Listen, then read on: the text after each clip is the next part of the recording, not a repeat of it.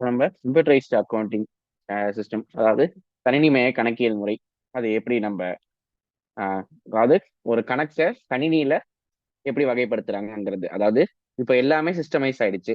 So இப்போ கையாலலாம் யாரும் கணக்கு போடுறது இல்லை, எக்ஸப்ட் ஸ்டூடெண்ட்ஸும் வாத்தியாரையும் தவிர கையாலாம் யாரும் கணக்கு போடுறது இப்போ எல்லாமே கம்ப்யூட்டரைஸ்ட் தான். அதுல எப்படி கணக்கு போடுறாங்க அப்படிங்கறத பத்தி தான் பார்க்க போறோம். First, introduction to account computerised accounting. கணினிமய கணக்கியல் அறிமுகம். Definition: computerised accounting uses software to record, store and process financial transaction. வரையறை: கணினிமய கணக்கியல் என்பது நிதி பரிவர்த்தனைகளை பதிவு செய்து, சேமித்து மற்றும் செயல்படுத்த மென்பொருளை பயன்படுத்துகிறது. இப்போ நிறைய சாஃப்ட்வேர் வந்துருச்சு. முன்னாடிலாம் டேலி ERP9 இருந்துச்சு, இப்போ டேலிலே பிரைம் கொண்டு வந்துட்டாங்க, அப்புறம் சாப் கொண்டு வந்துட்டாங்க, ஜோஹோ கொண்டு வந்துட்டாங்க. அந்த மாதிரி நிறைய ஆப்ஸ் வந்துருச்சு, சாஃப்ட்வேர்ஸ் வந்துருச்சு அக்கௌண்ட்டை, அதாவது அக்கௌண்டிங்கை ரெக்கார்ட் பண்றதுக்கு. அடுத்தது key features: automation, accuracy, speed, scalability. முக்கிய அம்சங்கள் என்னென்ன? தானியக்கம், துல்லியம், வேகம், அளவிடுத்திறன். இப்போ ஆட்டோமேஷன்னா நம்ம ஜேர்னல் போட்டாலே போதும், அதாவது குறிப்பேடு போட்டாலே போதும், அதுவே பேரேடு, இருப்பாய்வு, லாப நட்ட கணக்கு எல்லாமே அதுவே போட்டுக்கும். அதாவது இப்போ ஜேர்னல் நம்ம ஒரு ஜேர்னல் என்ட்ரி போட்டோம்னா அதுவே அது லெட்ஜர் பேலன்ஸ்ல போய் உட்காந்துக்கும், ட்ரையல் பேலன்ஸ்ல போய் உட்காந்துக்கும், ப்ராஃபிட் அண்ட் லாஸ் அக்கௌண்ட் அந்த பேலன்ஸ் ஷீட்ல அதுவே உட்காந்துக்கும். ஓகேவா? அடுத்தது computerised accounting system refers to printing of balance sheet and profit and loss account using computer. இது வந்து கொஸ்டின், இந்த இன்ட்ரடக்ஷன் டு கம்ப்யூட்டரைஸ் அக்கௌண்டிங்ல இது உங்களுக்கு இந்த மாதிரி ஒரு கொஸ்டின் கேட்டிருக்காங்க. எப்படின்னா, computerized accounting system refers to printing of balance sheet and profit and loss account using computer, இல்ல processing of accounting transaction through computer and producing records and reports, processing of accounting related data and printing reports, இல்ல data report ledger ஹார்ட்வேரா. கணினிமய கணக்கியல் முறை என்பது கணினிமய அதாவது கணினியை பயன்படுத்தி இருப்புநிலை குறிப்பு மற்றும் லாப நட்ட கணக்கை அச்சிடுவதா, இல்ல கணினி மூலம் கணக்கியல் பரிவர்த்தனைகளை செயலாக்கி பதிவுகள் மற்றும் அறிக்கைகளை உருவாக்குதலா, இல்ல கணக்கியல் தொடர்பான தரவுகளை செயலாக்கி அறிக்கைகளை அச்சிடுதலா, இல்ல தரவு அறிக்கை பேரேடு வன்பொருள் அதை பத்தி பேசுதா அப்படின்னு சொல்றாங்க. இப்போ கம்ப்யூட்டரைஸ்ட் அக்கௌண்டிங் சிஸ்டம் எதை பத்தி பேசுது? Processing of accounting transaction through computer and producing records and reports. அதாவது கணினி மூலம் கணக்கியல் பரிவர்த்தனைகளை செயலாக்கி பதிவுகள் மற்றும் அறிக்கைகளை உருவாக்குதல். இப்போ அடுத்தது அக்கௌண்டன்சி. 12th June 2023 ஷிஃப்ட் 3ல இந்த கொஸ்டின் கேட்டிருக்காங்க. Processing of accounting transaction through the use of hardware and software in order to produce accounting records and reports is called. ஒன்றும் இல்லை, இந்த கொஸ்டின்ல வந்துட்டு கம்ப்யூட்டரைஸ்ட் அக்கௌண்டிங் ஸ்டாண்டர்ட்னா என்னங்கிற டெஃபினேஷனை கேட்டா, இங்க டெஃபினேஷனை கொடுத்துட்டு இப்படின்னா என்னன்னு கேட்கறான். அதாவது கணக்கியல் பரிவர்த்தனைகளை வன்பொருள் மற்றும் மென்பொருளின் உதவியுடன் செயலாக்கி கணக்கியல் பதிவுகள் மற்றும் அறிக்கைகளை உருவாக்கும் முறை எனப்படுவது என்னன்னு கேட்கறான். கணினிமய கணக்கியல் முறை, அதாவது கம்ப்யூட்டரைஸ்டு அக்கௌண்டிங் சிஸ்டம். அடுத்தது காம்பனன்ஸ் ஆஃப் கம்ப்யூட்டரைஸ்டு அக்கௌண்டிங், கணினிமய கணக்கியலின் கூறுகள். இந்த 5 பாயிண்ட் ரொம்ப இம்பார்ட்டன்டான பாயிண்ட், எல்லாருமே நோட் பண்ணிக்கோங்க. என்னென்ன அப்படின்னா: data, people, procedures, hardware and software. தரவு, மக்கள், நடைமுறைகள், வன்பொருள் மற்றும் மென்பொருள். டேட்டானா என்ன? நம்மளுக்கு இன்ஃபர்மேஷன் தர எல்லாமே டேட்டா தான். அதாவது டிரான்சாக்ஷன், இன்வாய்சஸ், லெட்ஜர்ஸ். அதாவது தரவுனா என்ன? பரிவர்த்தனைகள், விலைப்பட்டியல்கள், பேரேடுகள். இது இல்லாம வேற என்ன இருக்கலாம்? பில்ஸ் இருக்கலாம். அடுத்தது பீப்புள். பீப்புள்னா நம்ம தான். அடுத்தது ப்ரொசீஜர்ஸ்: இன்புட், ப்ராசஸ், அவுட்புட். அதாவது டேட்டாவை, அதாவது தரவை மக்கள் மூலியமா இன்புட் பண்றாங்க சிஸ்டத்துல, அது ப்ராசஸ் ஆகி நம்மளுக்கு அவுட்புட் தருது. அது எதுல நான் இன்புட் பண்றாங்க அப்படின்னா, ஹார்ட்வேர்லயும் சாஃப்ட்வேர்லயும். ஹார்ட்வேர்னா கம்ப்யூட்டர், அதாவது வன்பொருளும் மென்பொருளும் உபயோகப்படுத்தி இன்புட் பண்றாங்க. வன்பொருள் அப்படின்னா, ஹார்ட்வேர் அப்படின்னா கம்ப்யூட்டர்ஸ், கண்ணால பார்க்கக்கூடிய பொருட்கள், அதாவது நம்மளால தொட முடியுங்கிற பொருட்கள். Computers, servers, barcode, scanners. அடுத்தது சாஃப்ட்வேர்ஸ் அப்படின்னா example Tally, QuickBooks, Zoho அந்த மாதிரி. இப்போ புதுசா சாப்னு ஒன்று கொண்டு வந்திருக்காங்க. இப்போ மோஸ்ட்லி சென்னையில ஃபுல்லா சாப் தான் பயன்படுத்திட்டு இருக்காங்க. ஸோ இந்த ரெண்டு மூலியமா இந்த கம்ப்யூட்டருங்கிற ஹார்ட்வேர்ல டேலிங்கிற சாஃப்ட்வேர் மூலியமா டேட்டாவை பீப்புளை வச்சு ப்ரொசீஜர் பண்றாங்க. அதுதான் காம்போனன்ட்ஸ். அதுல இருந்து என்ன கொஸ்டின் கேட்டிருக்காங்க அப்படின்னா, அக்கௌண்டன்சி 17th May 2024 கேட்டிருக்காங்க. The components of computerised accounting system. அதாவது கணினிமய கணக்கியல் முறையின் கூறுகள் பின்வருமாறு. இதுல எது நம்ம என்ன படிச்சோம்? Data, people, procedure, hardware and software. தரவு, மக்கள், நடைமுறை, வன்பொருள் மற்றும் மென்பொருள் படிச்சோமா? இதோட ஆன்சர் ரெண்டாவது. அடுத்தது அக்கௌண்டன்சி 1 June 2023 ஷிஃப்ட் 1ல கேட்டிருக்காங்க. Which one of the following is not the component of a computerised accounting system. எது இதுல காம்பனன்ட் கிடையாது? நம்ம எதை பார்த்தோம்? அதாவது கணினிமய கணக்கியல் முறையின் கூறு அல்லாதது எது? என்னென்ன பார்த்தோம்? Data, people, procedure, hardware and software பார்த்தோமா? இதுல இந்த ரிப்போர்ட்டுங்கிறது மட்டும், அதாவது நடைமுறை, மக்கள், தரவு, மக்கள், நடைமுறை, வன்பொருள் மற்றும் மென்பொருள் பார்த்தோமா? அதுல அறிக்கைங்கிறது இல்லை. ஸோ இதுக்கான ஆன்சர் ரிப்போர்ட். அடுத்தது அட்வான்டேஜஸ், நன்மைகள். Timely generation of reports and information in desired format. அறிக்கைகளை சரியான நேரத்தில் தேவையான வடிவத்தில் தயாரிக்க முடியும் நம்மளால சாஃப்ட்வேர் வச்சு. அடுத்தது எஃபிஷியன்ட் ரெக்கார்ட் கீப்பிங், திறமையான பதிவேட்டு வைத்திருந்தல். அதுக்கப்புறம் ensures effective control over the system. கணினி முறைமையின் மீது பூரண கட்டுப்பாடு நம்மள்ட்ட இருக்கும். இப்போ எப்படி நம்ம இப்போ ஒரு ஜேர்னல் போட்டோம்னா அது எங்க போய் உட்காருங்கிறத கரெக்டா இதுல அசியூம் பண்ணிடலாம். இப்போ அதுக்கு எப்படி அதை அந்த ensure effective control over the சிஸ்டம்ங்கிறது எப்படி வருங்கிறது தான் பின்னாடி இருக்கிற பாயிண்ட்ஸ்ல சொல்லியிருப்பாங்க. அதாவது charts, codification, hierarchy method, 3 method இருக்கு. அதை பத்தி பின்னாடி பார்ப்போம். அடுத்தது பொறுத்த பாயிண்ட் எக்கானமி இந்த ப்ராசஸிங் ஆஃப் அக்கௌண்டிங் டேட்டா. கணக்கியல் தரவு செயலாக்கத்தில் செலவு சேமிப்பு. ஏன் இப்போ நான் 2 பேரை வச்சு கணக்கு எழுதுறேன் அப்படின்னா அவங்களுக்கு நான் சம்பளம் கொடுக்கணும். இப்போ நான் டேலியில இது பண்ணிட்டு போறேன்னா என்கிட்டயே இருக்கு, நானே போட்டுக்கிறேன் கணக்கு. ஓகேவா? அப்ப அவங்களோட சம்பளம் தேவையில்லாதது. Confidentiality of data is main. தரவின் ரகசியத்தன்மையை பராமரிக்கப்படுகிறது. இப்போ நோட்ல நம்ம கணக்கு எழுதணும்னா யார் வேணா எடுத்து பார்க்கலாம். இதுல பாஸ்வேர்ட் போட்டு வச்சுக்கலாம். Limitations of computerised accounting system. கணினிமய கணக்கியல் முறையின் வரம்புகள் என்னென்ன? Faster observance of technology necessities investment in shorter period of time. தொழில்நுட்பம் விரைவாக காலாவதியாதல்.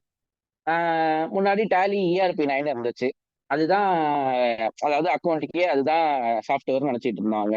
அதுக்கப்புறம் இப்போ என்னாச்சு? டேலிலேயே பிரைம் கொண்டு வந்துட்டான், ஸ்டாப்னு ஒன்று கொண்டு வந்துட்டான், ஜோஹோ புக்னு ஒன்று கொண்டு வந்துட்டான், தனித்தனியா ஆவன். ஓகேவா? அப்போ டேலி இஆர்பி 9 இருக்கவன் பிரைமுக்கு மாறி இருப்பான் நேரம் மோஸ்ட்லி. அப்போ நம்மளுக்கு அப்போ இஆர்பி 9 வாங்கும் போது ஒரு காசு ஆயிருக்கும், இப்போ பிரைம் வாங்கும் போது அதுக்கு தனி காசு ஆயிருக்கும். அடுத்தது 2வது point, data may be lost or corrupted due to power interruption. மின்சார தடங்கல்களால் தரவு இழப்பு அல்லது சேதம். எப்படி? நம்ம கணக்கு போட்டுட்டே இருப்போம், சேவ் பண்ண மறந்துடுவோம். சேவ் பண்ண மறந்துட்டு டக்குன்னு கரண்ட் போயிடுச்சுன்னா என்ன ஆகும்? நம்ம போட்டது எல்லாமே போயிடும், திருப்பி ஃபர்ஸ்ட்ல இருந்து போடுற மாதிரி. அடுத்தது data are prone to hacking. Hacking அபாயங்கள் இருக்கு. ஆமா, இப்போ போனே ஹேக் பண்றாங்க, லேப்டாப், கம்ப்யூட்டர் ஹேக் பண்றது பெரிய விஷயம் அவங்களுக்கு. ஸோ நம்ம டேட்டாவை ஹேக் பண்ணி எடுக்கிறதுக்கு வாய்ப்பு இருக்கு. Unprogrammed and unspecified reports cannot be generate. திட்டமிடப்படாத அறிக்கைகளை உருவாக்க முடியாது. அடுத்தது அக்கௌண்டிங் இன்ஃபர்மேஷன் சிஸ்டம், ஏஎஸ், கணக்கியல் தகவல் அமைப்பு. Computer based system that collect, stores, processes and distributes companies financial data. ஒரு நிறுவனத்தின் நிதி தரவுகளை சேகரிக்க, சேமிக்க, செயலாக்கம் செய்து பகிர்ந்தளிக்கும் கணினி அடிப்படையிலான அமைப்பு. இப்போ அக்கௌண்டிங் இன்ஃபர்மேஷன் சிஸ்டம்னா என்ன? எல்லாமே அதுல சேர்ந்தது தான் அக்கௌண்டிங் இன்ஃபர்மேஷன் சிஸ்டம். என்னென்ன சேர்ந்திருக்கும் அப்படிங்கிறது பின்னாடி பார்ப்போம். Accounting information system and its various subsystems may be implemented through accounting computerized accounting system. கணினிமய கணக்கியல் முறைமை மூலம் கணக்கியல் தகவல் அமைப்பு ஏஎஸ் மற்றும் அதன் அனைத்து துணை அமைப்புகளையும் செயல்படுத்த முடியும். என்ன சப்சிஸ்டம்ஸ் அப்படின்னா என்ன அப்படின்னா, subsystems of accounting information system are as follows. கணக்கியல் தகவல் அமைப்பின் துணை அமைப்புகள் என்னென்ன? கேஷ் அண்ட் பேங்க் சப்சிஸ்டம், பணம் மற்றும் வங்கி துணை அமைப்பு. இது எதை பத்தி பேசும்? வெறும்ன கேஷ் அண்ட் பேங்க் டிரான்சாக்ஷன்ஸை பத்தி தான் பேசும். அடுத்தது sales and account receivable subsystem, விற்பனை மற்றும் பெறத்தக்க கணக்குகள் துணை அமைப்பு. இது எதை பத்தி பேசும்? நம்ம எவ்வளவு வித்திருக்கோம், எவ்வளவு நம்மளுக்கு பணம் வரணும், எவ்வளவு வந்திருக்கு, எவ்வளவு வரணும், அதை பத்தி தான் பேசும். இன்வென்ட்ரி சப்சிஸ்டம், இது இருப்பு துணை அமைப்பு. நம்மள்கிட்ட எவ்வளவு இருப்பு இருக்கோ அதை பத்தி பேசுறது. அடுத்தது purchase and accounts payable subsystem, கொள்முதல் மற்றும் செலுத்த வேண்டிய கணக்குகள் துணை அமைப்பு. இது எதை பத்தி பேசும்? நம்ம எவ்வளவு வாங்கியிருக்கோம், நம்ம யாருக்கு எவ்வளவு பணம் தரணும். ஓகேவா? அடுத்தது பேரோல் அக்கௌண்டிங் சிஸ்டம், சம்பள கணக்கியல் துணை அமைப்பு. இது சேலரி, அதாவது எக்ஸ்பென்சஸ்ல சேலரியை பத்தி பேசுறது. நம்ம எவ்வளவு பேருக்கு சேலரி கொடுக்குறோங்கிறத பத்தி இந்த பேரோல் அக்கௌண்டிங் சப்சிஸ்டம் பேசும். பிக்ஸ்டு அசெட்ஸ் அக்கௌண்டிங் சப்சிஸ்டம், நிலையான சொத்துக்கள் கணக்கியல் துணை அமைப்பு. இது நிலையான சொத்து வாங்குறது விற்கிறத பத்தி பேசும். அடுத்தது எக்ஸ்பென்சஸ் அக்கௌண்டிங் சப்சிஸ்டம், நம்ம இங்க மேல சொன்ன செலவு இல்லாம ஏதாவது செலவு எக்ஸ்ட்ராவா இருக்குன்னா அந்த செலவை பத்தி இது பேசும். செலவு கணக்கியல் துணை அமைப்பு. டாக்ஸ் அக்கௌண்டிங் சப்சிஸ்டம், வரி கணக்கியல் துணை அமைப்பு. இது டாக்ஸை பத்தி மட்டும்தான் பேசும். அடுத்தது ஃபைனல் அக்கௌண்ட் சப்சிஸ்டம், இறுதி கணக்குகள் துணை அமைப்பு. இது எதை பத்தி பேசும்? நம்ம மேல இருக்கிற எல்லாத்தையும் போட்டு முடிச்சா, அதாவது இது எல்லா, அதாவது கேஷ்ல இருந்து நம்ம டாக்ஸ் அக்கௌண்டிங் சப்சிஸ்டம் வரைக்கும், கேஷ் அண்ட் பேங்க் சப்சிஸ்டம்ல இருந்து டாக்ஸ் அக்கௌண்டிங் சப்சிஸ்டம் வரைக்கும் எல்லாத்தையும் நம்ம போட்டு முடிச்சா நம்மளுக்கு ஒரு முழு P&L-ம் பேலன்ஸ் ஷீட்டும் வந்துடும். அது எப்படி வருதுங்கிற, அதை எப்படி ஃபார்மேட் பண்ணுங்கிறத பத்தி தான் இறுதி கணக்குகள், அதாவது ஃபைனல் அக்கௌண்ட் சப்சிஸ்டம் சொல்லுது. அடுத்தது காஸ்டிங் சப்சிஸ்டம், செலவிடை துணை அமைப்பு. இது எதை பத்தி பேசுது? காஸ்டிங்னா என்னன்னா ஒரு பொருளோட விலையை எப்படி நிர்ணயிக்கிறாங்க பத்தி. அது எங்க சொல்லும்? அது மேனுஃபேக்சரிங் அக்கௌண்ட்ல சொல்லும். ஸோ மேனுஃபேக்சரிங் அக்கௌண்ட் போடும்போது காஸ்டிங் சப்சிஸ்டம் யூஸ் ஆகும். அதாவது செலவிடை துணை அமைப்பு. அடுத்தது பட்ஜெட் சப்சிஸ்டம், வரவு செலவு திட்டம் துணை அமைப்பு. பட்ஜெட் பட்ஜெட் நீங்க படிச்சிருக்கீங்க, நாங்க படிக்கும்போது பட்ஜெட்னு ஒரு சாப்டர் இருந்துச்சு 12th. இப்ப அதை எடுத்துட்டாங்க. ஸோ பட்ஜெட் எப்படி இருக்கும் அப்படின்னா, போன வருஷம் எனக்கு 2 வருஷத்துக்கு முன்னாடி ஒரு செலவு 100 ரூபா இருக்கு. இப்போ போன வருஷம் எவ்வளவு ஆயிருக்கும் அது அப்படின்னு பார்ப்பாங்க. போன வருஷம் எனக்கு 150 ரூபா இருக்கு. இப்போ இந்த வருஷம் எவ்வளவு ஆயிருக்குன்னு பார்ப்பாங்க. இந்த வருஷம் 200 ரூபா இருக்கு. இப்போ அடுத்த வருஷம் எவ்வளவு ஆகும்? 50 கூடுது அந்த செலவு. ஸோ அடுத்த வருஷம் 250 ஆகலாம். அதுக்கு அடுத்த வருஷம் 300 ஆகலாம். இந்த மாதிரி, அதாவது ஒரு செலவோ இல்ல வரவோ அதாவது எந்த ரேஷியோல கூடுது, எந்த ரேஷியோல அதாவது கழிக்குதுங்கிற பத்தி பட்ஜெட் சொல்லும்.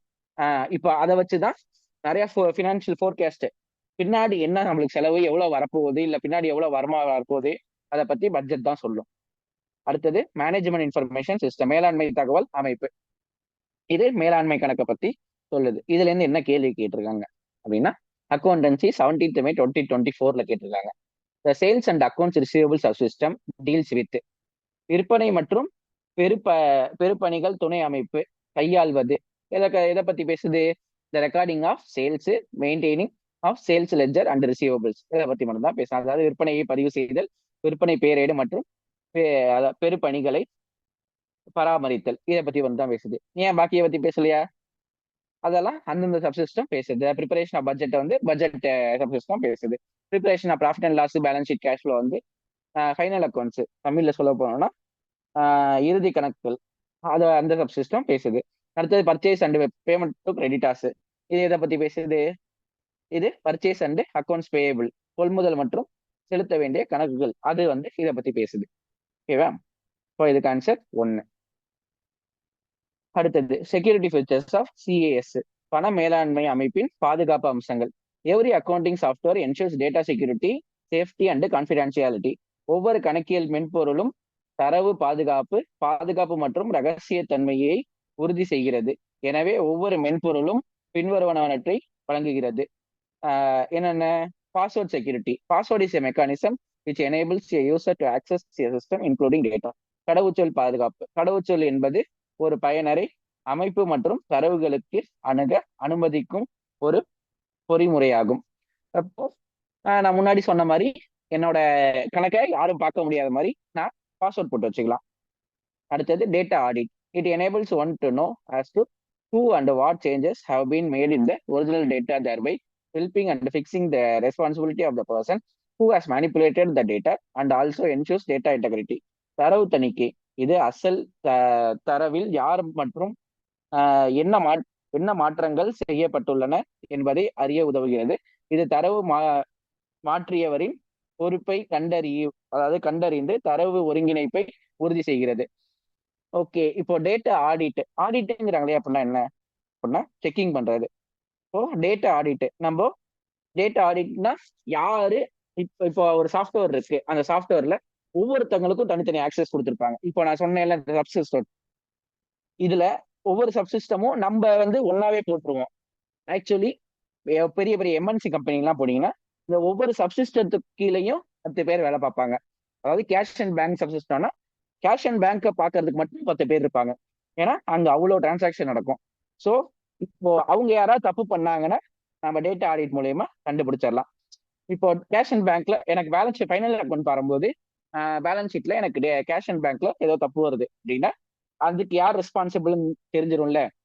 அப்போ அவங்க அவங்களோட ஐடியை போட்டாங்கன்னா அவங்க தான் என்டர் பண்ணியிருக்காங்கன்னு அவங்க ஐடி மூலியமா அவங்க தான் என்டர் பண்ணியிருக்காங்கன்னு தெரிஞ்சிடும். ஸோ அப்போ அவங்கள பிடிச்சி அவங்களே மாற்ற சொல்லிடலாம்.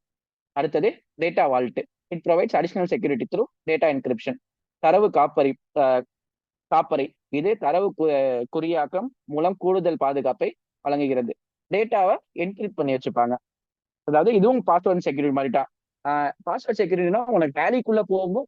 ஆனா உன்னோட அக்கௌண்ட்டை ஓபன் பண்றதுக்கு பாஸ்வேர்ட் கேட்கும். டேட்டா வால்ட் உனக்கு டேலிக்குள்ள போறதுக்கே என்கிரிப்ட் ஆயிருக்கும். அதாவது அதுக்குள்ளேயே போறதுக்கே உனக்கு பாஸ்வேர்ட் கேட்கும். அடுத்தது சார்ட் ஆஃப் அக்கௌண்ட்ஸ், கணக்குகளின் வரைபடம். Definition: categorized list of all accounts used by a business. Example: asset, liabilities, income, expenses. வரையறை: ஒரு வணிகம் பயன்படுத்தும் அனைத்து கணக்குகளின் வகைப்படுத்தப்பட்ட பட்டியல். எடுத்துக்காட்டு: சொத்துக்கள், கடன்கள், வருவாய், செலவுகள். Purpose: standardizes transaction recording, ensures uniformity in financial statement. அதாவது பகிர் பரிவர்த்தனை பதிவேட்டு தரப்படுகிறது, நிதி அறிக்கைகளில் ஒருமைப்பாட்டை உறுதி செய்கிறது. எக்ஸாம்பிள்: இப்போ இதை வந்து எப்படி கேட்டகரைஸ் பண்றாங்க? சார்ட் ஆஃப் அக்கௌண்ட், கணக்குகளின் வரைபடம் எப்படி பண்ணுவாங்க? இப்போ அசட்டை ஒண்ணுன்னு வச்சுக்கிறாங்க. அதுக்கு கீழே என்ன வரும்? அசட்டுக்கு கீழே நிறைய வருமா? என்ன வரும்? கரண்ட் அசட்டு, நான் கரண்ட் அசட்னு வரும். இப்போ எனக்கு கரண்ட் அசட் எடுக்கிறேன் அப்படின்னு அது 1.1ன்னு வச்சுக்கிறேன். அதுக்கு கீழே கரண்ட் அசட் கீழே நிறைய வருமா? கேஷ், பேங்க், இன்வென்ட்ரின்னு. அதாவது சொத்தை நான் ஒண்ணுன்னு வச்சுக்கிறேன். ஒண்ணுன்னு நான் மென்ஷன் பண்ணிக்கிறேன். நடப்பு சொத்து 1.1 மென்ஷன் பண்ணிக்கிறேன். பணம் அப்படிங்கறத, கேஷுங்கிறத 1.1.1 மென்ஷன் பண்ணிக்கிறேன். பேங்க்குங்கிறத, அதாவது வங்கிங்கிறத 1.1.2 நான் மென்ஷன் பண்ணிக்கிறேன். பிளஸ் அதாவது 3 மெத்தட்ல கணக்கு இருக்கும். எப்படின்னு சார்ட்ஸ், கோடிஃபிகேஷனு, ஹைரார்கி மெத்தட்னு 3 இதுல இருக்கும். இப்போ ஒவ்வொரு சாஃப்ட்வேரும் ஒவ்வொரு மாதிரி மெத்தட்ல இருக்கும். இப்போ சார்ட் ஆஃப் அக்கௌண்ட்ங்கிறது ஒரு மாதிரியான மெத்தடு. அடுத்தது கோடிஃபிகேஷன் ஆஃப் அக்கௌண்ட்ஸ், கணக்குகளின் குறியீட்டு முறை. Definition: assigning unique codes to account heads for easy identification and automation. கணக்கு தலைப்புகளுக்கு தனித்துவமான குறியீடுகள் வழங்கி எளிய அடையாளம் மற்றும் தானியங்கி முறைக்கு உதவும் செயல்முறை. Methods: numeric. எக்ஸாம்பிள்: அவங்க என்ன வச்சிருந்தாங்க?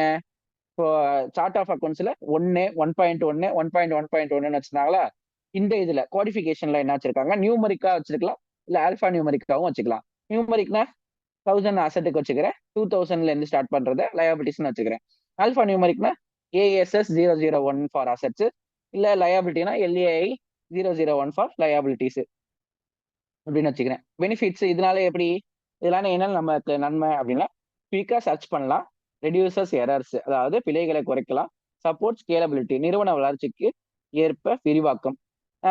ஏன் இது எப்படி நம்மளுக்கு இதெல்லாம் யூஸ் ஆகுது அப்படின்னா, இப்போ நம்மளுக்கு ஒவ்வொரு என்ட்ரியா போடுறோம்.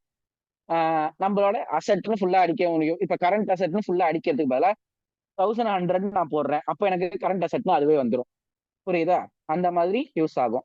1000னா அசட்டு, 1100னா கரண்ட் அசட்டு, 1110னா கேஷ், 1120னா பேங்க்னு வச்சுக்கிறேன். இல்ல ஏஎஸ்எஸ் 001 அசட்னு வச்சுக்கிறேன், ஏஎஸ்எஸ் 0010 கரண்ட் அசட்னு வச்சுக்கிறேன், 100 கேஷ்னு வச்சுக்கலாம், இல்ல 120 பேங்க்னு வச்சுக்கலாம். அந்த மாதிரியும் நம்ம கோடிஃபிகேஷன் பண்ணிக்கலாம். அடுத்தது ஹைரார்ச்சி ஆஃப் அக்கௌண்ட்ஸ் ஹெட், கணக்கு தலைப்புகளின் படிநிலை.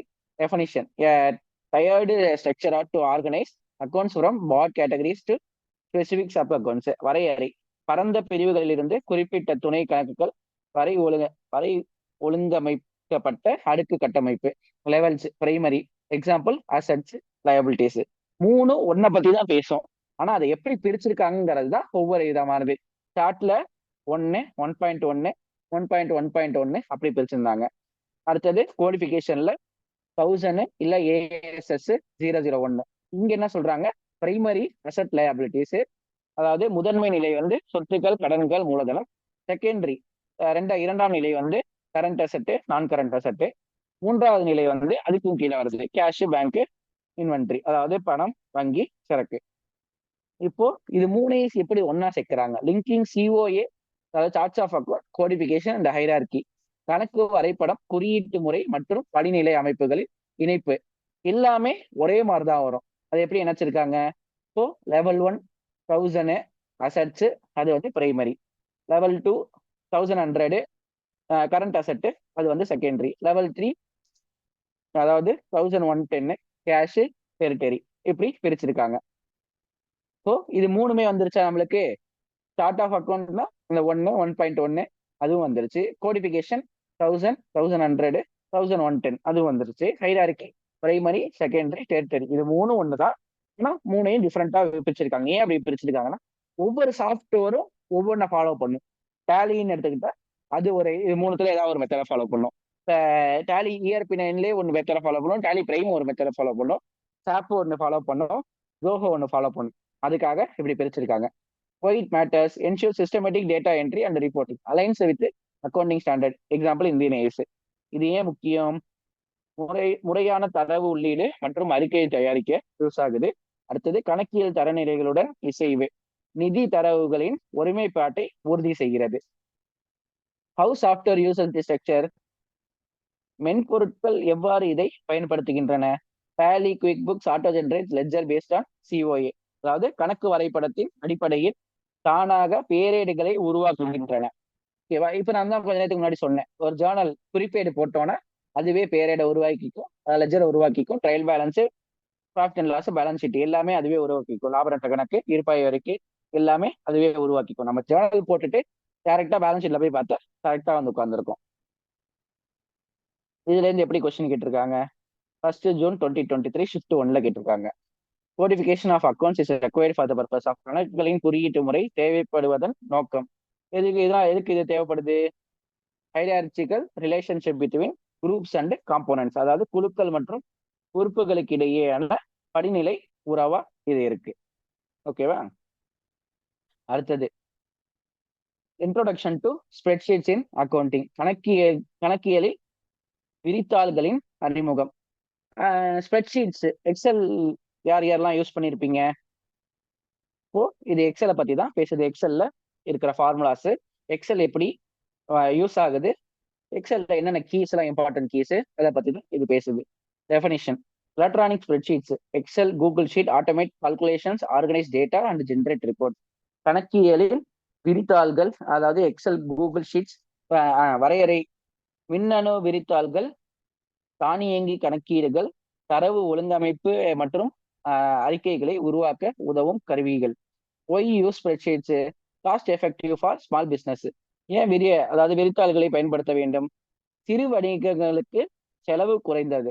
இப்போ டேலி, ஜோஹோ அந்த மாதிரி சாஃப்ட்வேர்ஸ் எல்லாம் சொன்னேன்ல, அதெல்லாம் வந்து காசு கொடுத்து வாங்கணும். எக்ஸல் வந்து அப்படி தேவையில்லை. ஓகேவா? இப்ப அதுல பண்ற எல்லாமே நீங்க எக்ஸல்லையும் பண்ணலாம். ஆனா நீங்க உங்களுக்கு ஃபார்முலா தெரிஞ்சிருந்தா பண்ணலாம் எக்ஸல். அதுல வந்து ஃபார்முலாலாம் தெரியணும் அவசியம் இல்லை, நம்மளுக்கு அக்கௌண்ட்ஸ் தெரிஞ்சுதான் போதும். இப்போ ஃபிளெக்சிபிள் ஃபார் கஸ்டம் கால்குலேஷன், தனிப்பயன் கணக்கீடுகளுக்கு ஏற்றது. ரெடியூசஸ் மேனுவல் எரர்ஸ், அதாவது கையால் செய்யும் தவறுகளை குறைக்க உதவும் ஸ்ப்ரெட்ஷீட்ஸ். இ அக்கௌண்டிங் அப்ளிகேஷன், முக்கிய கணக்கியல் பயன்பாடுகள். ஸ்ப்ரெட்ஷீட்ஸ், அதாவது எக்ஸல் வந்து அக்கௌண்ட்ஸ்ல எங்கெங்க யூஸ் ஆகுது அப்படிங்கிறத பத்தி இதை சொல்லியிருக்காங்க. 6 முக்கிய பயன்பாடுகள் இருக்கு. Financial statements, balance sheet and P&L, நிதி அறிக்கைகள், இருப்பு நிலை குறிப்பும் லாப நட்ட கணக்கையும் பத்தி அது சொல்லுது. அதை வந்து இதுல இருக்கிற 6யுமே நம்ம எக்ஸல்லையே பண்ண முடியும். அதுக்குதான் இது சொல்லுது. 6 முக்கிய பயன்பாடுகள். பினான்சியல் ஸ்டேட்மெண்ட், நிதி அறிக்கையை நம்ம எக்ஸல்ல உருவாக்கலாம். அடுத்தது பட்ஜெட்டிங் அண்ட் ஃபோர்காஸ்டிங், பட்ஜெட்டையும் முன்கணிப்பு, அதாவது நிதி திட்டமிடல், அதை பத்தியும் நம்ம எக்ஸல்ல போடலாம். லெட்ஜர் மெயின்டெனன்ஸ், பேரேடு பராமரிக்கலாம். Tax calculation, GST, income tax, வரி கணக்கீடுகள், GSTயும் வருமான வரியும் கணக்கிடலாம். அடுத்தது இன்வென்ட்ரி மேனேஜ்மெண்ட், சரக்கு மேலாண்மை, பண்டக்கிடங்கு கண்காணிப்பு.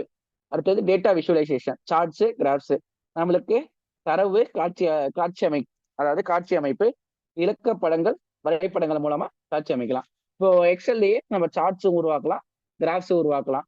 எதுக்கு நம்ம சார்ட்ஸ், கிராஃப்ஸ் எக்ஸல்ல உருவாக்கணும்? இப்போ நம்மளுக்கு மாசம் நம்ம ஒரு சேல் டேட்டா என்ட்ரி பண்றோம் அப்படின்னா, நம்மளுக்கு எந்த மாசம் சேல் அதிகமா இருக்குன்னு எனக்கு சார்ட் மூலியமா சொல்லுன்னா எக்ஸல் சொல்லும். ஓகேவா? எல்லாத்துக்கும் ஃபார்முலாஸ் தான். ஃபார்முலாஸ் தெரிஞ்ச எக்ஸல் ஈஸியா ஹேண்டில் பண்ணலாம். அடுத்தது ஃபைனான்சியல் ஸ்டேட்மெண்ட் ப்ரிப்பரேஷன், நிதி அறிக்கைகள் தயாரித்தல். How? Templates for balance sheet, income tax, அதாவது இருப்புநிலை குறிப்பு, வருமான அறிக்கை, பணப்பாய்வு, இதுக்கெல்லாம் வடிவமைப்பு செஞ்சு நம்ம உருவாக்கலாம். ஃபார்முலா தான் இருக்கு எல்லாமே. Formulas for auto calculation. Auto கால்குலேஷனுக்கு என்ன ஃபார்முலா? அதாவது இதெல்லாம் இப்போ நான் இந்த அதாவது இவ்வளோ நம்பர் போட்டிருக்கேன்னா நம்ம என்ன நம்பர் வேணா போட்டுக்கலாம். இப்போ இது எல்லாத்தையும் நான் கூட்டணும். கூட்டினா என்ன பண்றது? கால்குலேட்டர் வச்சு கூட்டுவாங்களா? இல்ல, அதுக்கு ஃபார்முலா இருக்கு. Equal to sum open bracket இந்த ரேஞ்ச்ல இருந்து இந்த ரேஞ்சை செலக்ட் பண்ணணும். பண்ணிட்டு க்ளோஸ் பிராக்கெட் கொடுத்தா அதுவே ஆட்டோமேட்டிக்கா கூட்டிடும். ஓகேவா? பாத்தீங்களா? Formula for auto calculation equal to sum open bracket எனக்கு எந்த ரேஞ்சில இருந்து எந்த ரேஞ்ச் வேணும், close bracket for totals. Example, asset equal to current asset plus non current asset. அதாவது கரண்ட் அசட்டுக்கு ஒரு டோட்டல் வச்சிருப்போம், நான் கரண்ட் அசட்டுக்கு ஒரு டோட்டல் வச்சிருப்போம். ரெண்டையும் கூட்டணும்னா இப்போ ஈஸியா ஈக்குவல் டு சம் போட்டு கூட்டிக்கலாம். அடுத்தது பட்ஜெட்டிங் அண்ட் ஃபோர்காஸ்டிங். பட்ஜெட் மற்றும் முன்கணிப்பு. Application, வேரியன் analysis, actual versus budget. அதாவது மாறுபாட்டு பகுப்பாய்வு, வேரியன்ஸ் அனாலிசிஸ். அதாவது some if, average if, forecast if. Some if அப்படின்னா எனக்கு என்ன வேணும், இஃப்ங்கிற கண்டிஷன் நம்ம எப்போ யூஸ் பண்ணுவோம் இதுல எக்ஸல்ல அப்படின்னா, எனக்கு ஏதோ ஒண்ணு வேணும், தேவைப்படுது அப்படிங்கும் போது இஃப் கண்டிஷன் யூஸ் பண்ணுவோம். இஃப் இப்போ உங்க கிளாஸ் ரூம்ல இருக்கிற எல்லாரோட மார்க்கையும் போடுறோம். போட்டுட்டு எனக்கு என்ன வேணும் அப்படின்னா, எனக்கு வந்து பாஸ் யார் யார் ஆயிருக்கா அப்படின்னு காட்டுன்னா இஃப் கண்டிஷன் போட்டு நம்ம ஃபார்முலா யூஸ் பண்ணணும். ஈக்குவல் டு இஃப் போட்டு ஃபார்முலா யூஸ் பண்ணி எனக்கு அந்த மாதிரி காட்டி அது காட்டும். இப்போ சம் இஃப் எனக்கு பாஸ், அதாவது 35 கம்மியா யார் யார் வாங்கியிருக்காங்களோ அவங்களோட மார்க் எல்லாத்தையும் கூட்டி சொல்லு அப்படின்னா அதையும் சொல்லும். Equal to sum if. இஃப்னா அது ஒரு கண்டிஷன் தான். நம்மளுக்கு என்ன தேவைப்படுதோ அந்த கண்டிஷனை சொன்னோன்னா அது அதுக்கு தகுந்த மாதிரி பண்ணும். அடுத்தது ஈக்குவல் டு ஆவரேஜ் இஃப். இப்போ எத்தனை பேர் பாஸ் ஆயிருக்காங்க, 35க்கு மேல எவ்வளவு எடுத்திருக்காங்களோ அவங்களோட மார்க் எல்லாம் கூட்டி எனக்கு ஆவரேஜ் சொல்லு அப்படின்னா அதுவும் சொல்லும். Equal to forecast if. இப்போ பட்ஜெட்ல நான் சொல்லிட்டு வந்தேன், போன வருஷம் எனக்கு போன வருஷத்துக்கு முந்தின வருஷம் 100 ரூபா செலவு இருந்துச்சு. போன வருஷம் அதே செலவு 150 ரூபா ஆச்சு. இந்த வருஷம் 200 ரூபா ஆச்சு. இது வந்து நம்ம ஈஸியா சொல்றோம். இதே கொஞ்சம் பெரிய கால்குலேஷனா இருக்கு. போன வருஷம் 10 லட்சம் ஆச்சு, இந்த வருஷம் போன வருஷம் முந்தின வருஷம் 10 லட்சம் ஆச்சு, போன வருஷம் 50 லட்சம் ஆச்சு, இந்த வருஷம் 40 லட்சம் ஆச்சு. அப்போ ஏறி இறங்குது. இப்போ ஃபோர்காஸ்ட் இஃப்னு போட்டோம்னா இன்னும் ஒரு 5 வருஷம் கழிச்சு இந்த எக்ஸ்பென்சஸ் எவ்வளவுல வந்து நிற்கும் அப்படின்னு அதுவே சொல்லும். அடுத்தது ledger and trial balance, parade and சோதனை இருப்பு. Steps, create columns for date, particulars, debit, credit. அதாவது நெடுவரிசைகளை உருவாக்கவும், தேதி, விவரம், பற்று, வரவு, இருப்பு. இதை மட்டும்தான் நம்ம கிரியேட் பண்ண போறோம். கிரியேட் பண்ணிட்டு நம்ம வந்து ஏதாவது என்ன நம்மளுக்கு வேணுமோ, டேட்டா வேணுமோ அதை மட்டும் கொடுத்தா போதும். இப்போ இங்க டேட் போடுறேன், இங்க பர்டிகுலர்ஸ், இங்க டெபிட்,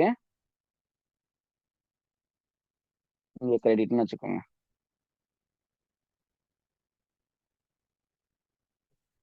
இப்போ இன்னும் டேட்டு இல்ல ஏதாவது ஒரு டேட்டு, ஓப்பனிங் டேட்டு 2025 போடுறேன். ஓகேங்களா? பாக்கி எல்லாம் க்ளோசிங் டேட்ல போடுறேன். ஓப்பனிங் டேட்ல ஓப்பனிங் ஸ்டாக் இருந்துச்சுன்னு வச்சுக்கோங்க. இப்போ இது டெபிட்டா கிரெடிட்டான அமௌண்ட் போடுறோம். ஓகேவா? அடுத்தது 31/3/2026. இதுல என்ன இருக்கு? பேங்க் இருக்குன்னு வச்சுக்கோங்க. பேங்க் டெபிட்டா கிரெடிட்டா? டெபிட். அதுல ஒரு 2500 ரூபா இருக்குன்னு வச்சுக்கோங்க. அதுக்கப்புறம் இதே டேட்ல எனக்கு கேஷ் இருக்கு. கேஷ் ஒரு 3000 ரூபா இருக்குன்னு வச்சுக்கோங்க. இப்போ இதே டேட்ல எனக்கு பேலன்சஸ் இருக்கு. ட்ரேடு பேயபிள்ஸ்னு வச்சுக்கோங்க. இது ஒரு 1000 ரூபா இருக்கு அப்படின்னா, இப்போ எனக்கு எல்லாத்தையும் கூட்டணும் அப்படின்னா equal to sum open bracket இந்த ரேஞ்சில இருந்து இந்த ரேஞ்சு க்ளோஸ் பிராக்கெட்டு அதுவே கூட்டிருச்சா? இப்போ இதையே Ctrl+C காப்பி பண்ணி இங்க பேஸ்ட் பண்ணோம்னா இந்த ஃபார்முலா இங்கேயும் பேஸ்ட் ஆகும். இப்போ 2 இடத்தையும் நம்மளுக்கு கூட்டி சொல்லிருச்சு. ஸோ ஈஸியா நம்ம நோட்ல போட்டுட்டு இருந்தோம்னா நம்மளுக்கு என்ன ஆகும், கால்குலேட்டரை வச்சு கூட்டிட்டு இருக்கணும். இதுன்னு அதுவே கூட்டி சொல்லிடுது. ஓகேவா? அடுத்தது டேக்ஸ் கால்குலேஷன், ஜிஎஸ்டி, இன்கம் டேக்ஸ். ஜிஎஸ்டியும் இதுவே கால்குலேட் பண்ணி சொல்லணும், இன்கம் டேக்ஸும் இதுவே கால்குலேட் பண்ணி சொல்லணும் நார்மலா போட்டோம். ஸோ நம்மளுக்கு ஜிஎஸ்டியில் ஏகப்பட்ட ரேட் இருக்கும். ஏதாவது 5%, 10%, 18, 28 ரேட்ஸ்லாம் இருக்கா. இப்போ நான் ஒரு மளிகை கடை வச்சிருக்கேன்னு வச்சுக்கோங்க. நான் எல்லா ரேட்டுக்கான பொருளும் நான் விற்கிறேன். 5%ம் என்கிட்ட இருக்கு, 10%ம் இருக்கு, 18ம் இருக்கு, 28ம் இருக்கு. இப்போ நான் ஒரு 1000 ப்ராடக்ட் விற்கிறேன்னு வச்சுக்கோங்க. எனக்கு இஃப் கண்டிஷன் போட்டு இப்போ எனக்கு 5%ல இருக்கிறத மட்டும் தனியா பிரிச்சு சொல்லு, எவ்வளவு என்கிட்ட இருக்கு அப்படின்னு கேட்டா அது சொல்லும். ஓகேவா? அடுத்தது ஈக்குவல் டு ரவுண்டு. ரவுண்ட் ஆஃப்னு நீங்க படிச்சிருப்பீங்க மேத்தமெட்டிக்ஸ்ல. அதாவது 0.5க்கு மேல இருந்துச்சுன்னா 1 ஆகும், 0.5 கம்மியா இருந்துச்சுன்னா 0 ஆகும். அதே தான் இந்த ஃபார்முலா என்ன பண்ணும். இப்போ என்கிட்ட 14ன்னு வச்சுக்கோங்க.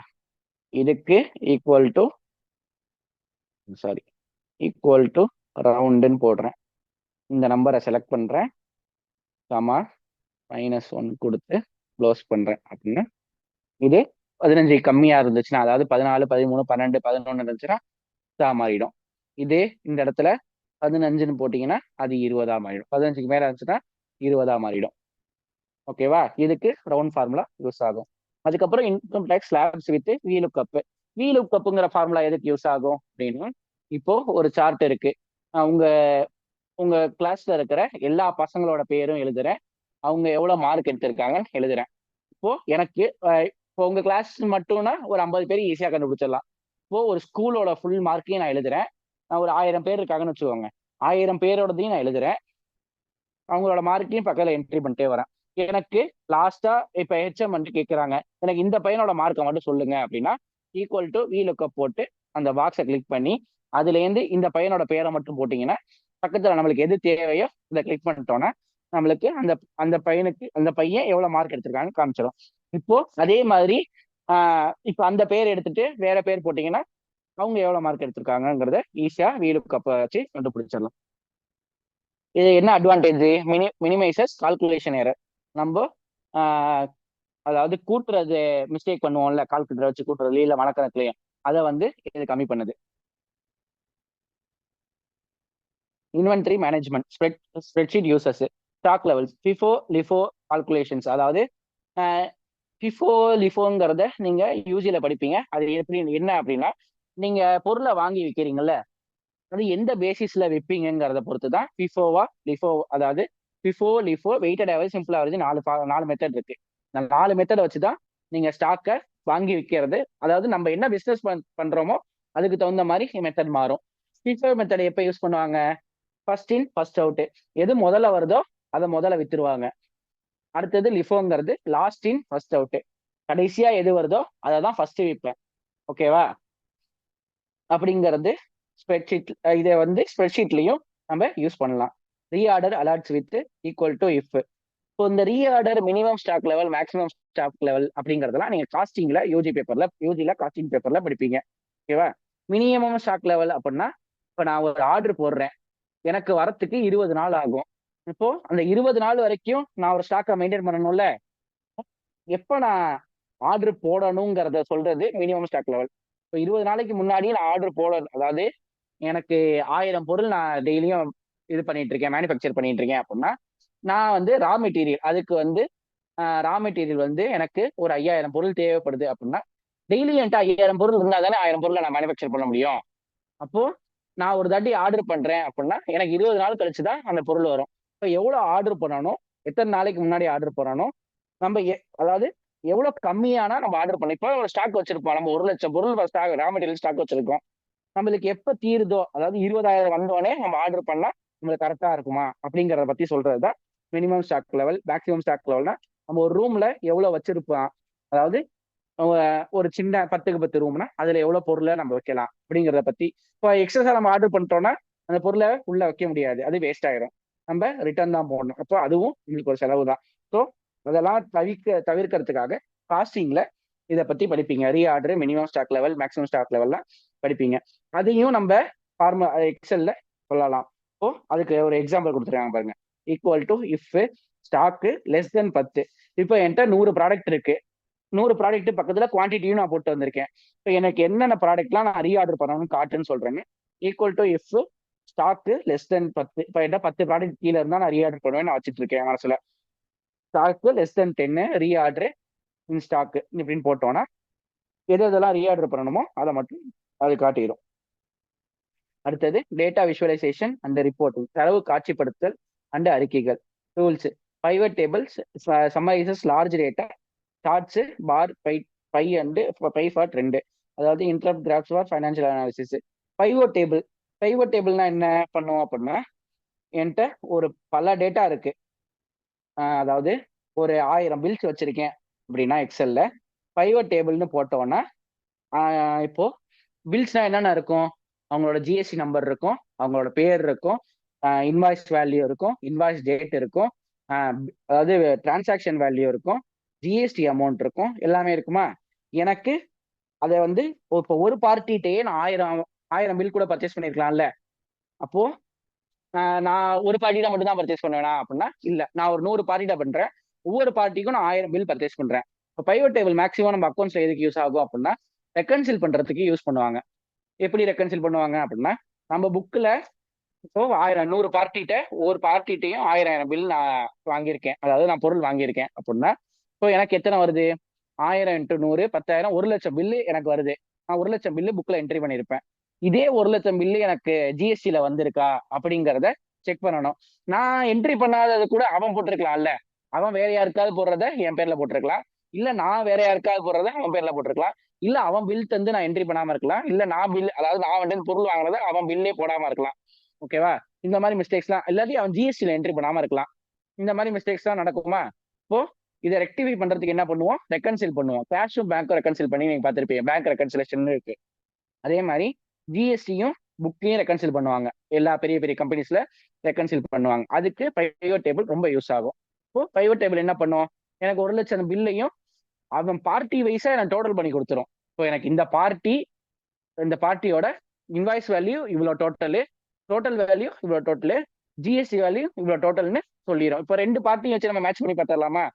இப்போ நான் ஜிஎஸ்டி வந்ததுலையும் எவ்வளோ அந்த பார்ட்டியோட, இப்போ ஒரு எக்ஸாம்பிள் உங்களுக்கு காட்டலாம்னா எப்படி காட்டலாம்? ஒரே ஒரு நிமிஷம் இருங்க.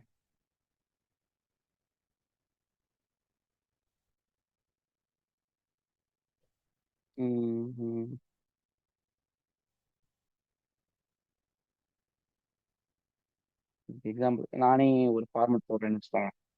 இப்போ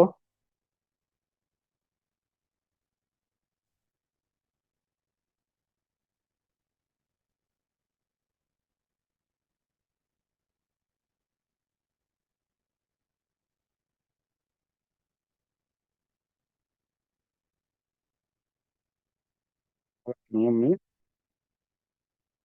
இன்வாய்ஸ் வேல்யூ, சிஜிஎஸ்டி,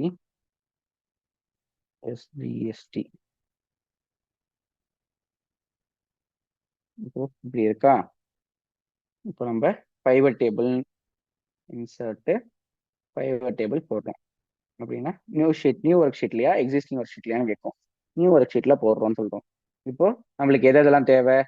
நேம்னா நேம், யார் பேர் இருக்கோ அது வந்துடும்.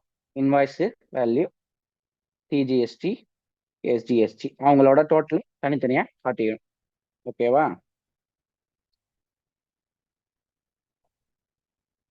அடுத்தது அதுதான் pivot table. The pivot table feature allows us to create a cross tabulation summary of data in which heading can subsequently move to give different views of the data. வரையறை. pivot table என்பது பெரிய தரவு குறிப்புகளை குறுக்கு வகைப்படுத்தலுள்ள cross tabulation, அதாவது சுருக்கமாக காட்டும் ஒரு சிறந்த கருவியாகும். இதில் தலைப்புகளை ஹெட்டிங்ஸ் இடம் மாற்றி பல்வேறு கோணங்களில் தரவை பகுப்பாய்வு செய்யலாம். Features of electronic spreadsheets. It is easy to understand and operate. Electronic spreadsheet எதுக்கு யூஸ் ஆகுது, எப்படி யூஸ் ஆகுது அப்படின்னா it is easy to understand and operate. நம்ம இப்போ பார்த்தோம்ல, இப்போ ஆடிஷனுக்கு என்ன ஃபார்முலாங்கிறத நம்ம ஈஸியாக மனப்பாடம் பண்ணிடலாம், அதை ஈஸியாக நம்ம செய்யவும் செஞ்சிடலாம். It is required especially for tabulation of data it reduces manual work and provides high degree of accuracy in results. இது மேனுவல் ஒர்க்கை கம்மி பண்ணி உங்களுக்கு ரிசல்ட்டும் நல்ல அக்யூரஸியை காட்டும். அடுத்தது it exhibits data in simpler and explainable form by presenting it in the forms of charts, graphs, pie diagrams, bar diagrams etcetera. So நம்மளுக்கு டேட்டாவை வந்து சார்ட் மூலியமாவோ இல்லை கிராஃப் மூலியமாவோ இல்லை பை டயக்ராம், பார் டயக்ராம் மூலியமாவோ நம்மளுக்கு டேட்டாவை பிரித்து காட்டும். Calculations can be made automatically through built in programs or by placing mathematical formula இந்த cell. So calculations can be made automatically through built in programs or ஆமாம் பை பிளேசிங் மேத்தமெட்டிக்கல் ஃபார்முலா இந்த cell. இப்போ நம்ம சொன்னோம்ல mathematical formula, என்ன formula? Equal to சம்னா எல்லாத்தையும் add பண்ணுதா? இதே மாதிரி இதுக்கு பேர் மேத்தமெட்டிக்கல் ஃபார்முலாஸ்ன்னு பேர். இங்கே ஃபார்முலான்னு ஒரு பார் இருக்கும். இதில் உங்களுக்கு எல்லா ஃபார்முலாஸுமே இதில் இருக்கும். இதை நீங்கள் சும்மா இருக்கிற நேரத்தில் போயிட்டு இதுலேயே வீடியோ இருக்கும், அதை பார்த்தீங்கன்னா அவங்களே எப்படின்னு சொல்லி கொடுப்பாங்க. ஓகேவா? The data in it can be stored either in ascending or descending order without any hassle.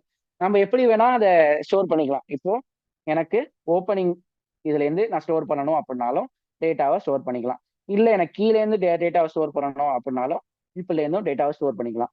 ஓகேவா? அடுத்தது லிமிடேஷன்ஸ் ஆஃப் ஸ்ப்ரெட்ஷீட். ஸ்ப்ரெட்ஷீட்களின் வரம்புகள்.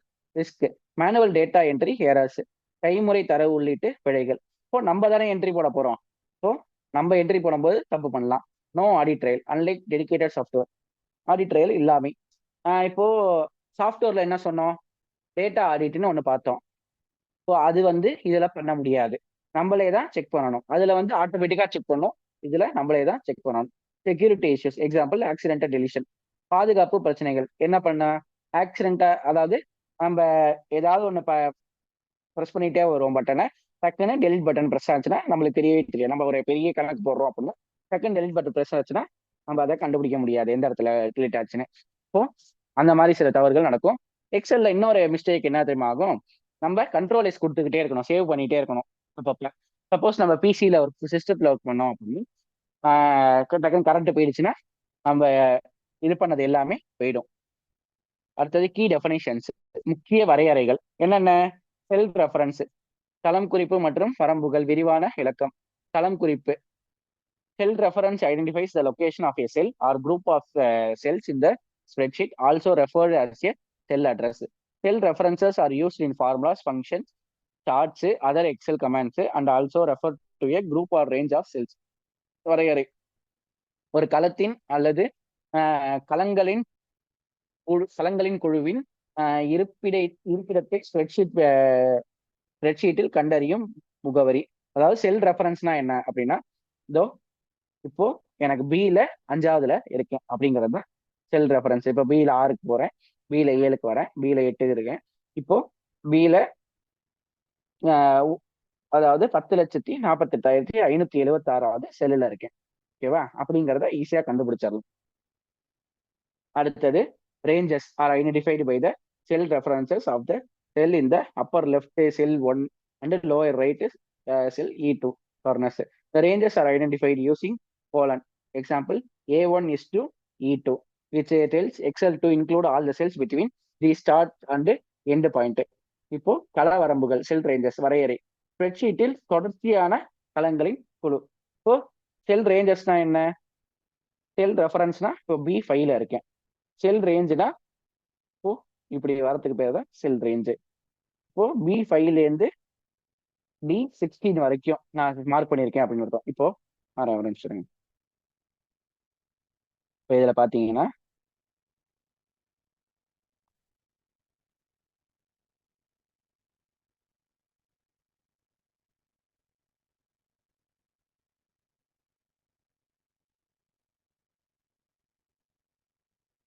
இதில் பாருங்க, E4லேருந்து E16 வரைக்கும் நான் மார்க் பண்ணியிருக்கேன். இப்போ இதுக்கு பேரு ரேஞ்சஸ்ன்னு பேரு. அடுத்தது இம்பார்ட்டன்ட் கீஸ், முக்கிய விசைகள் என்னென்ன? ஒன் செல் டவுன் ஆரோ அழுத்தினா ஒரு செல் டவுன் ஆகும், அப் ஆரோ அழுத்தினா ஒரு செல் அப் ஆகும், ரைட் ஆரோனா ரைட்டு, லெஃப்ட் ஆரோனா லெஃப்ட். இப்போ அதை பாருங்க, அடுத்தது top of worksheet cell A1க்கு போறோம் அப்படின்னா கண்ட்ரோல் பிளஸ் ஹோம் அழுத்தினா செல் A1க்கு போயிடும். இந்த செல் அடுத்த insertion of the last row அந்த last column containing data control end அழுத்துறீங்கன்னா கடைசி இதுக்கு வந்துடும்.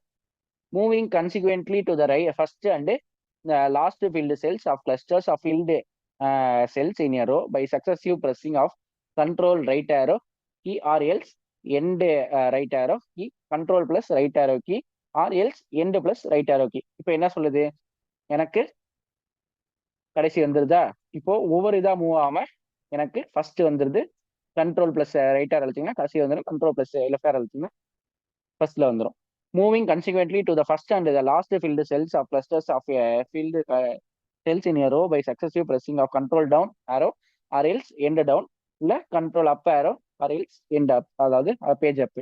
இப்போ கண்ட்ரோல் அப் அழுத்தினா ஃபர்ஸ்ட் ஆரோக்கு போயிடும், ஃபர்ஸ்ட் இதுக்கு போயிடும். கண்ட்ரோல் டவுன் அழுத்தினா கடைசிக்கு வந்துடும். அடுத்தது beginning of the row beginning of the column home key. இப்போ ஹோம் கீ அழுத்தினீங்கன்னா பிகினிங் ஆஃப் த ரோக்கு போயிடும். இப்போ இந்த இடத்துல இருக்கு அப்படின்னா ஹோம் கீ அழுத்தினீங்கன்னா பிகினிங் ஆஃப் த ரோக்கு போயிடும். இதுல இருந்து உங்களுக்கு என்ன கொஸ்டின் கேட்டிருக்காங்க அப்படின்னா, இப்போ இதுலயே ஆட் பண்றதுக்கு பிளஸ் அழுத்தணும். பிளஸ்னா ஆடு, மைனஸ்னா சப்ராக்ட். இந்த அதாவது ஸ்டார் இருந்துச்சுன்னா அது மல்டிபிளிகேஷன். இது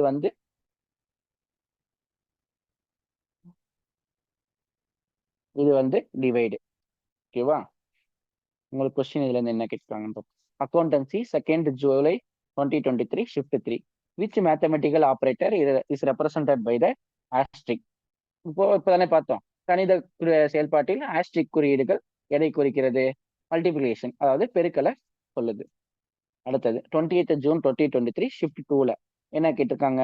The current version of Excel 2007 is now designed with a series of horizontal tables known as Excel 2007 தற்போதைய அதாவது பாதிப்பு கிடைமட்ட அட்டவணைகளின் தொடரால் வடிவமைக்கப்பட்டுள்ளது. அதாவது வடிவமைக்கப்பட்டுள்ளது. இவை அழைக்கப்படுகின்றன. இதே சொல்றாங்க அப்படின்னு ரிப்பன்னு சொல்லுவாங்க. ஓகேவா? இதுக்கான answer ribbon. In which function results can be displayed in auto calculator. Auto calculator எப்படி யூஸ் ஆகும்? எதாவது சொன்னேன், ஆட்டோ கால்குலேஷனுக்கு சம்மு இல்லை ஆவரேஜ் ஈக்குவல் டு சம் போட்டிங்கன்னா உங்களுக்கு ஆட்டோ கால்குலேட் ஆகிடும். ஓகே கைஸ், அவ்வளோதான். நீங்கள் எக்ஸல் அவங்களுக்கு இருக்கிற புக்ஸை வச்சு நீங்கள் அதாவது இந்த தியரி இந்த இந்த சாப்டரை ஃபுல்லாக எல்லாமே ரீட் பண்ணி பாருங்கள். மனப்பாடம் பண்ண வேண்டாம், ஒரு தாட்டி ரீட் பண்ணி பாருங்கள். ரீட் பண்ணாலே உங்களுக்கு எல்லாமே புரிஞ்சிடும். ஓகேவா? தேங்க்யூ.